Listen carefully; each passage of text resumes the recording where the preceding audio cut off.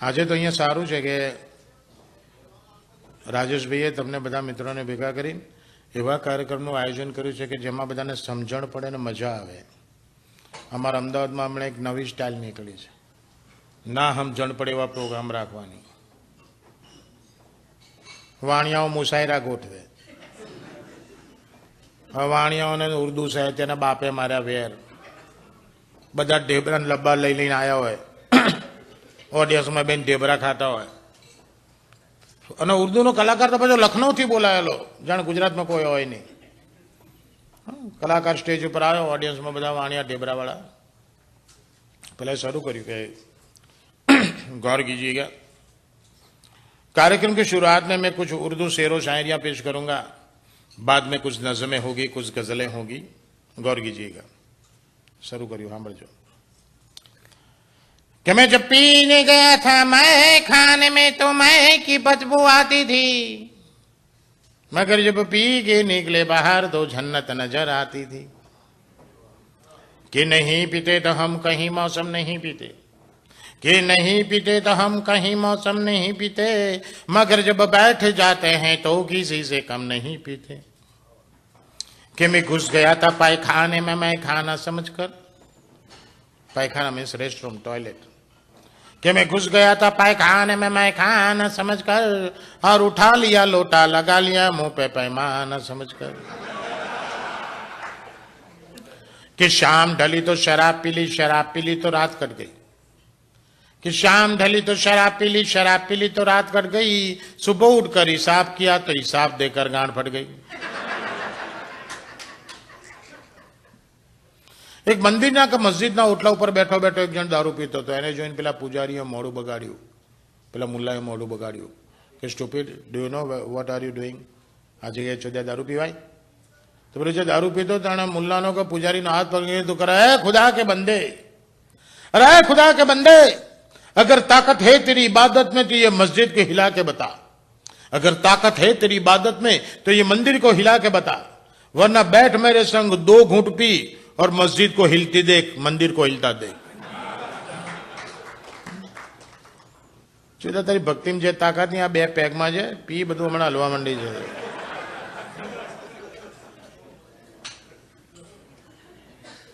એને દારૂ પર ગાવા માંડ્યો. અને દારૂની એક મજાની વાત કહી દઉં, તમે બધા પીવો છો ને, એ મજાની વસ્તુ છે. આ દારૂમાં ભગવાન છે સાહેબ.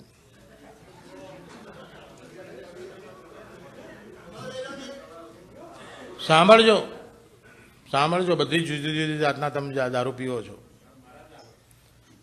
હા, મારા છો, હમણાં કથા કરીશ. કે જીન में बसी जानकी रम में बसे राम. जीन એટલા દારૂમાં તમે જે જીન પીવો છો ને એ. कि जिन में बसी जानकी रम में बसे राम, वोडका में विष्णु बसे विस्की में हनुमान.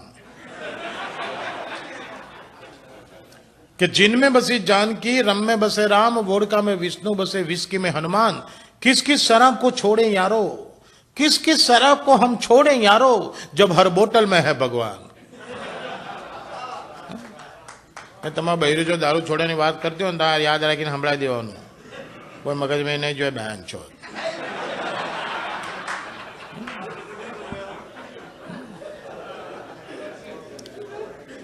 પેલા દારૂ પર ગાવા માંડ્યો ને તો પેલા વાણિયા બગડે કે ચોદ્યા ક્યાંથી આવ્યો છું?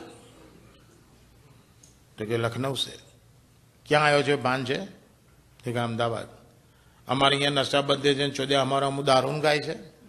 તમને બધાને ખબર છે ગુજરાતમાં નશાબંધી છે, તો એ અમદાવાદમાં એક કાકી રોજ કાકાને દારૂ પીવડાયો. બોલો, બધા જાણ્યું, બધા કાકીને લડ્યા. કાકી ધીસ ઇઝ નોટ ફેર.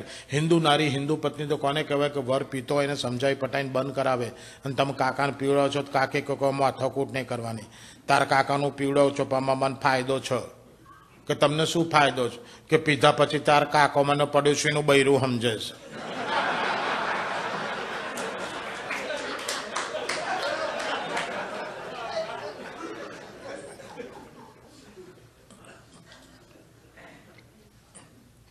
વાણિયા બંધ કરે તો કે દારૂ નહીં, એલા કઈ બીજું ગા. ના તો ઉર્દુ સાહિત્ય તો બહુ ઊંચું છે. તરત એનો સબ્જેક્ટ ચેન્જ કરી નાખ્યો અને બ્યુટી પર ગાવા માંડ્યો. એની બ્યુટી પર ગાવા માંડ્યો. એક શાયર મરી ગયો અને પછીની વાત છે કે એની ગર્લફ્રેન્ડ એકવાર એની કબર ઉપર આવી कि वो आके मेरी कब्र पे मूत के चली गई। क्या आई અને મારી કબર પર મૂતરીને ગઈ कि वो आके मेरी कब्र पे मूत के चली गई। मूत तो बहाना था यारो, वो चुद दिखा के चली गई।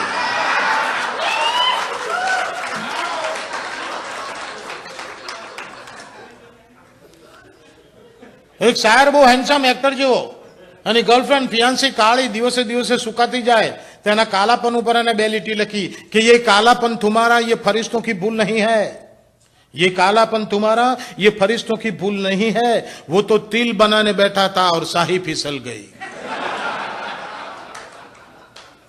एक शायરની ગર્લફ્રેન્ડ એની ફિયાન્સી બ્યુટીફુલ છે, એની બ્યુટીને વખાણ કરે છે, કેટલી બ્યુટીફુલ છે કે નહાકર બાલ શાનों पर वो गीले छोड़ देती हैं। નહીને જ્યારે એના ભીનાવળ ખભા ઉપર છૂટા મૂકી દે છે કે નહાકર બાલ શાનों पर वो गीले छोड़ देती हैं तो ये बरसने वाले बादल भी अपने अपने रास्ते मोड़ लेते हैं।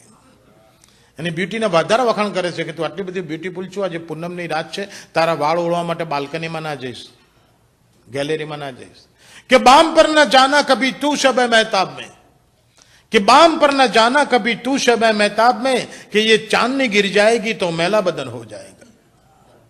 એટલે તમે વાવા કરો છો, તમારી બાજુમાં કાકો બેઠેલો, મેં કાકાને ખાલી એટલું જ પૂછ્યું, મૂકું કાકા શું કીધું એણે? મન કે સમજણ ના પડતો હું કરવા આવ્યો ચોદ્યા?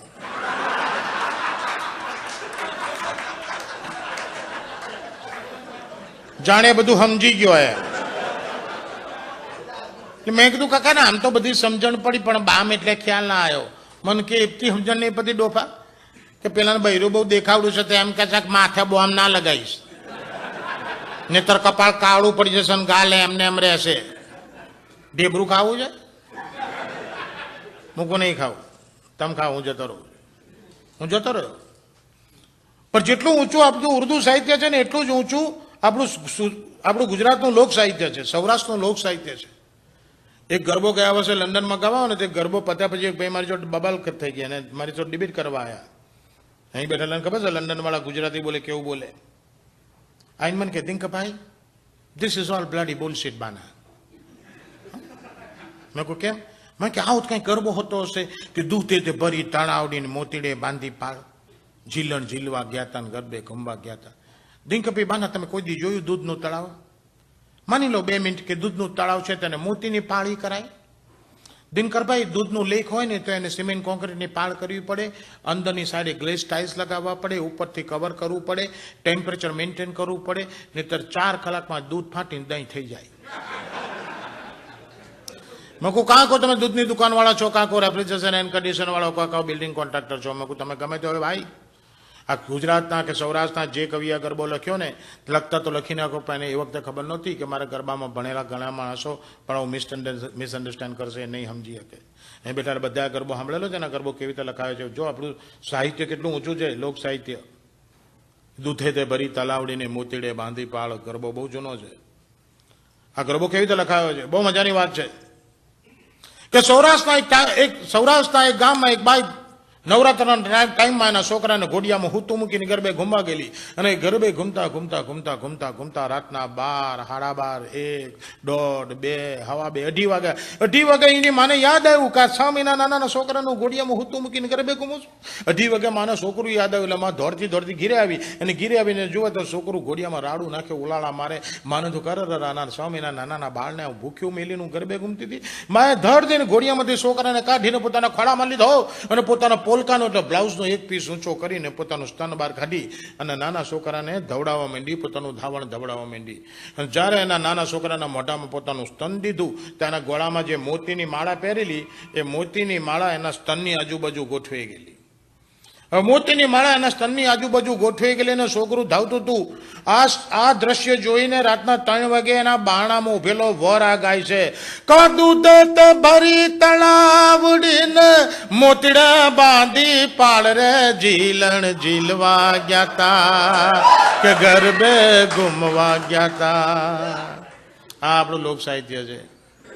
હવે આમાં પેલો ભેંચો સિવિલ એન્જિનિયર હોય કે રેફ્રિજરેટર હોય ગોથે ચડે, આમાં ભલભલા ગોથે ચડે એવું છે।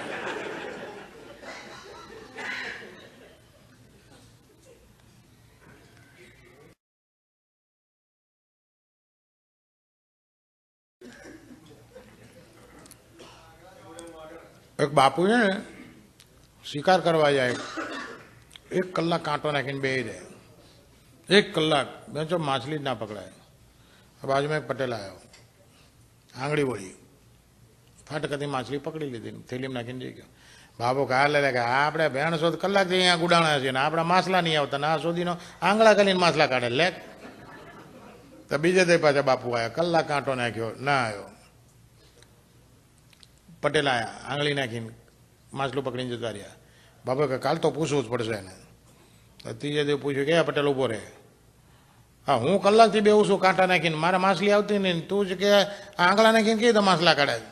પટેલ કે બાપુ કોઈને કહો નહીં તો કહું, કોઈ નહીં કહું કે આ પાણીમાં છે ને માછલું પકડવા માટે આંગળી નાખીએ ને, પેલા આંગળી છે ને કોઈકની ગાંઠમાં ગાલીને લાવવાની, એની વાસ છે ને માછલીને બહુ ગમે, એટલે પાણીમાં હોય ને એની વાસ આવે એટલે જેવી પાણી આવે એટલે પકડી લેવાની. કે આમાં કાંઈ નથી.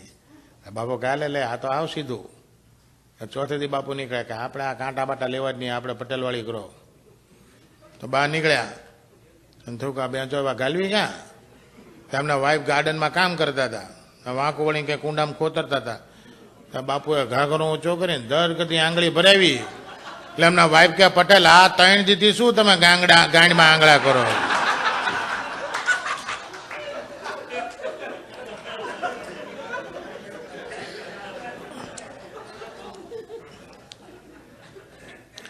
એક છોકરાના બાપનો એકનો એક પણ 1 નંબરનો ઘેલચો દેવો, આખો દાડો જુગાર, પાના પત્તા, ક્લબ લાઈફ, બાપના ધંધા જવાનું નહીં, કોઈ હેલ્પ કરવાની નહીં.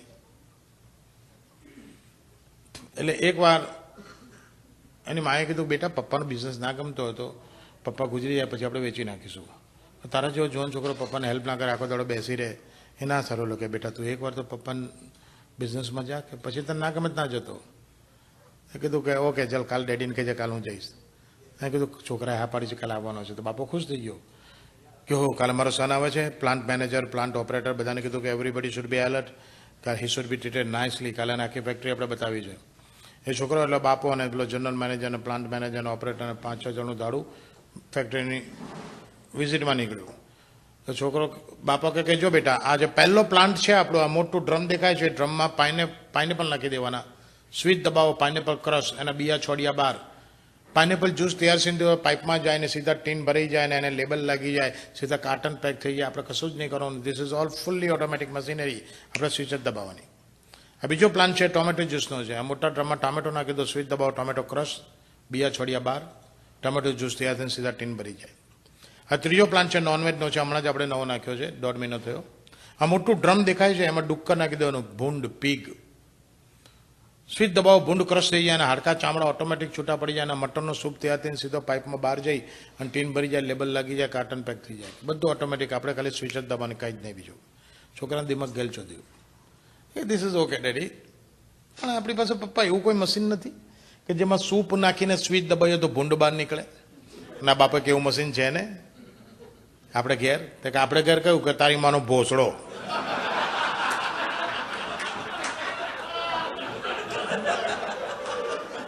આટલું સૂપ નાખીને તારે જેવું ભૂંડ બહાર પાડ્યું છે ને,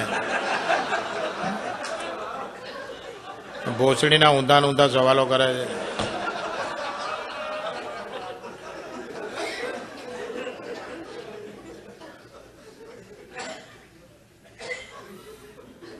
એક છોકરી દુકાનમાં બ્રા લેવા ગઈ હતી, પેલા દુકાનવાળાને કહે બ્રા આપો ને, પેલા કીધું કઈ સાઈઝ, સોરી સાઈઝ ખબર નથી પણ મૂકો એટલે જોઈને કહી દઉં. એટલે 80ની એટલે 36ની મૂકી, કે ઓહ ટુ બિગ. 34 મૂકી કે નાની બતાવો, 32 મૂકી કે નાની બતાવો, 30ની મૂકી મોટી પડશે, 28ની મૂકી નાની બતાવો, 26ની મૂકી કે આ મોટી છે, 24ની બતાવો, 24ની મૂકી કે નાની બતાવો. પેલા દુકાનવાળો બોકે આ શું બેંચો મગજ મારી. એટલે બધી બ્રાનો ઢગલો ખેંચી અને ડ્રોવર ખેંચી અને અંદરથી ક્લેરેસલની ટ્યુબ કાઢીને કીધું લે બેબી આ લગાવ્યું છે, ખીલ થયા છે તને મટી જશે. ખીલ થયા છે ને બેન્ચો બ્રા લેવા આવી છું.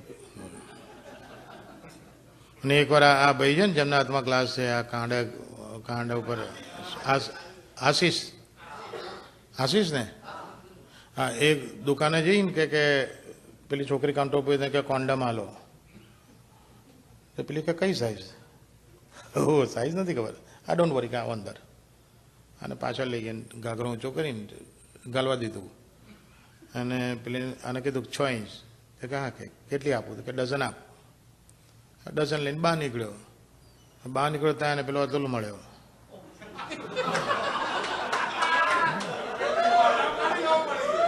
નામ તો બધા ખબર પડી જાય. તો એણે અતુલને કીધું કે અતુલ ચોદા પેલી દુકાનમાં જબરું છે. તો કે શું? કે આપણે જઈને કે કોન્ડમ હાલ. તો પેલી કે કઈ સાઈઝ? તો આપણે કંઈ ખબર નથી કે અંદર ગાલવા દે, ગલાઈ દે અને પછી સાઈઝ કાઢીને આપણે જોઈએ એટલી આપે. આ કે હું જઉં. તો આ ગયો. આ જઈને કે કોન્ડમ આપ. કઈ સાઈઝ? સોરી, સાઈઝ ખબર નથી. અંદર આવો. ખોલીને ઊંચો કરીને ગાલ્યું આણે. પેલે કીધું કે 8 ઇંચ. તો કહેશે કે કેટલી આપું? હા, કે લેવી કોને છે? બેન્ચો તો સાઈઝ કઢાવવા આવેલો.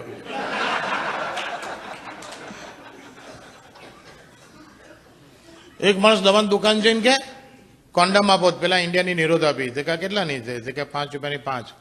બહુ ચીપ છે યાર, કોઈ સારી આઈટમ બતાવો. તો સારી લેવા અંદર ગયો. દરમાં પેલા 12 બહેણીઓ હતી ને, એમની એક બહેણી ખોલી, 2 ચિંગમ મોઢા મૂકીને 2 ખિસ્સા મૂકી. પેલો લઈને આવ્યો. કાલો કોઈનું આ કેટલાની? કે 10 રૂપિયાની 3. આ ચીપ છે યાર, સારી આઈટમ બતાવો યાર. તો ફરી અંદર લેવા ગયો. ફરી બહેણી ખોલીને 2 ચિંગમ મોઢામાં 3 ખિસ્સામાં.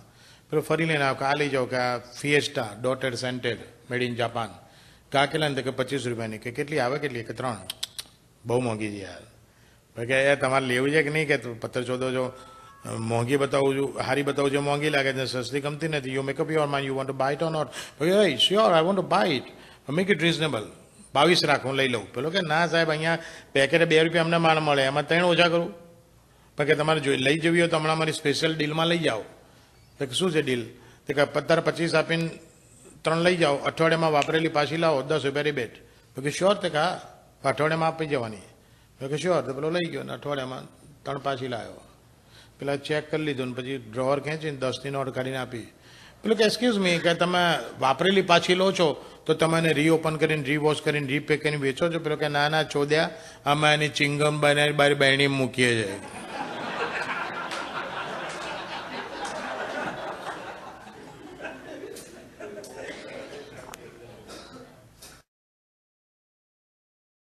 મુઠ્ઠીઓ મારે.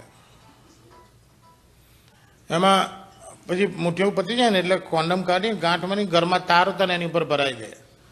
જોત જોતા એમના ઘરમાં 30-40 આમ તોરણ જેવું થઈ ગયું. એટલે એકવાર મારા તમારા જેવા પૂછ્યું, સરદાર ये सब क्या है? सरदार के ये सब वो बच्चे हैं जिनको माँ का प्यार नहीं मिला.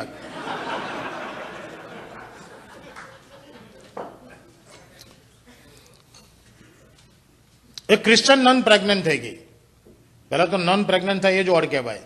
તો બીજી નન એનું મોટું થયેલું પેટ જોઈને પેલી નનને ઇનોસન્ટલી પૂછ્યું કે એ તાર પેટ ઉપર સોજા ચડ્યા? પેલી કે ના ડી સોજા ચડ્યા.